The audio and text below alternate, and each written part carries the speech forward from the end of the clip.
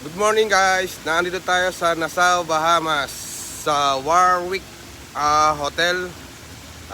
One night tayo dito. Mamaya magjo-join na ako sa barko. Sasampa na ako ng barko mamaya. So from Miami diretso ako dito sa Nassau, Bahamas.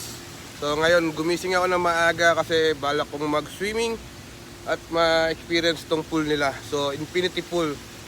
So ayan po, at pakita ko sa inyo ang ganda ng Warwick dito sa Nassau, Bahamas. So ayan, maaga, time check around 6:25. So ayan, dito tayo ngayon. So ang ganda ng pool, malinis. Tapos actually halos tabing dagat din siya, tong hotel na to. Ayun, may mga barko dun sa likod. Nakikita nyo naman siguro, ayan, ayan.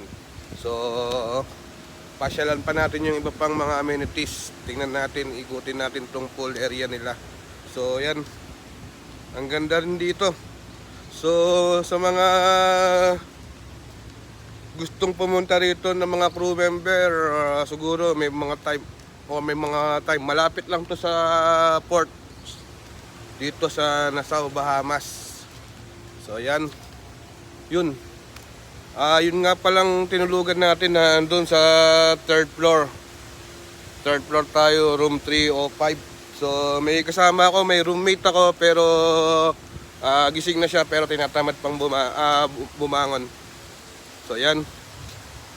Kasi actually gumising ako ng maaga tsaka naglangoy. Kasi sakit ng katawan ko. Grabe. So napersa nung mga training nung nasa Pausumel. Yan. So ang ganda ng pool, ang laki. So yan oh.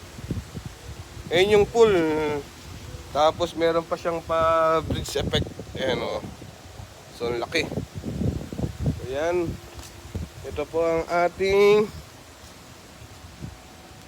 may nagche-check na ng yung trabaho natin sa UAE. Ayun oh, nagche-check sila ng water treatment. Sinecheck nila yung chlorine pH value tsaka yung chlorine.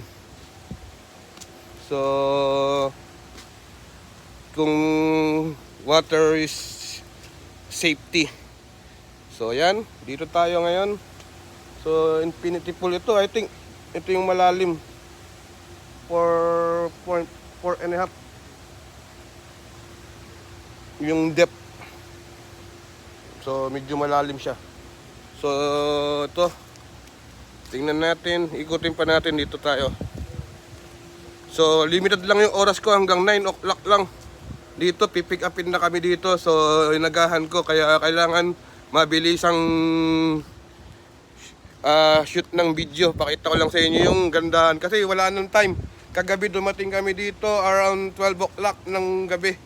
So masyadong madilim, kaya sabi ko wala na akong time para pakita sa inyo, mag-video ako dito. So ngayon, gumising ako ng maaga para lang makita ko yung ganda ng Warwick dito sa Nassau, Bahamas. So ayan. So ang ganda. See, ayun yung tipong mapapakanta ka na lang na wag na muna tayong umuwi. Ayan. Ayan. Ayan yung ganda oh. See? Ang ganda nung tinamin flooring, kahoy, pero nasa dagat. Ganda. Tapos ang linaw ng tubig oh. See? Look. Ayan ng tubig dito. Kita yung ilalim. So ayan, nag-ikot-ikot lang tayo dito. So may mga yate rito. Ayan, yung mga nakikita nyo sa likod ko, ayan oh, mga yate. So malapit lang tayo dito sa dagat. Ayan. Ang ganda rito. Ayan, mayroon din silang beach area oh. Ayan, wow. Sobrang linis. Ganda. Ayan, so pinakita ko lang dito. Ito yung Warwick dito sa Nassau, Bahamas. So wag niyong kalimutang mag-subscribe at mag-follow sa YouTube, sa aking YouTube channel, para sa more video pa na i-upload ko at kukuhanan ko dito sa Caribbean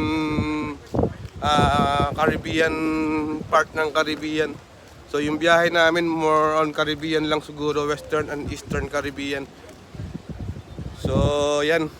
At ito na yung ano, Warwick. So maglalangoy na tayo. Meron pa tayong time para ito lang yung nakuhanan ko, yung part ng ano, pool area nila, yung recreation nila o yung facilities nila. So yan. So ang ganda rito. See, huwag muna tayong umuwi, mundo'y tahimik sa aking ayun yung tipong mapapakanta ka na lang kasi sa ganda ng view. Pero pinakamaganda pa ring view yung I love you, syempre. Wala nang tatalo doon, yung magandang yun. I love you. Alam mo na kung sino ka. Yan, so yan, balik na tayo dito sa pool. So lalangoy tayo ng mga ilang para lang mawala yung sakit ng ating mag-warm up lang tayo. So yun, yung pool rules nila, ito nga pala 10 a.m. to 6 p.m. So pakita ko lang sa inyo yan. Yan yung kanilang ano.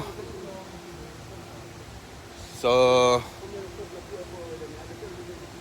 pool for registered guests only, no pet in the pool area on the lagoon, no food and beverage in the pool. So yan. Then no swimming, beach access, Sunday, everything open. So yan, may mga pool rules sila. So yan. Yung sunbed nila, ang ganda rin. So dito nakapwesto yung lifeguard. So yan, may high chair. Sa UAE, dyan ako nakapwesto. Yan ang trabaho ko dati. Hanggang ngayon naman. Yan. So yun yung hot tub, jacuzzi. Yan. Good morning, sir. How you doing? Good. Ayan, mga siguro mga ano trabahador dito. Ayan. So balik na tayo dito sa pool.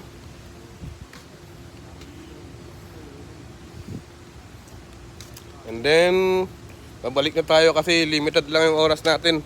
So kailangan bumalik ako doon sa ano around before 7:30 para magbihis na kasi 8 o'clock siguro kakain and then 9 o'clock pipikapin na. So mas maganda may allowance para hindi gahol naman at hindi natetense. So hindi siya nagdudumali or paspasan yung trabaho. So hanggang dito na lang. So magpatuloy lang kayo mag-subscribe at mag-follow sa aking YouTube channel para sa more video na ipapakita ko pa dito sa Bahamas and buhay abroad or buhay buhay barko na rin siguro. So yan. So hanggang dito na lang. Bye. Adios. See you in the next video.